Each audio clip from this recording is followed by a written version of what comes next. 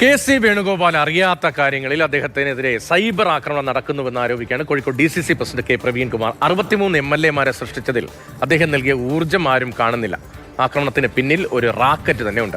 Argentina തോറ്റതിന് പിന്നിൽ പോലും KC ആണെന്ന് പറയുന്ന സ്ഥിതിയാണെന്നും പ്രവീൺകുമാർ പറയുന്നു. അദ്ദേഹവുമായി യാതൊരു തരത്തിലും കണക്ട് ചെയ്യാൻ പാടില്ലാത്ത വിഷയങ്ങളിൽ പോലും അദ്ദേഹത്തെ ഉൾപ്പെടുത്തി അദ്ദേഹത്തെ സൈബർ അറ്റാക്ക് ചെയ്യുന്നു. കേരളത്തിൽ ഉണ്ടാവുന്ന കോൺഗ്രസ് പാർട്ടിക്കകത്തെ ചില അഭിപ്രായ പ്രകടനങ്ങൾ വരെ KC വേണുഗോപാലിന് യാതൊരു കാരണവുമല്ലാതെ ബന്ധപ്പെടുത്തിക്കൊണ്ടാണ് സൈബർ ലോ തക്കം നടക്കുന്നത്. ഇതൊരിക്കലും കോൺഗ്രസ് പാർട്ടിക്ക് അംഗീകരിക്കാൻ പറ്റുന്ന കാര്യമല്ല.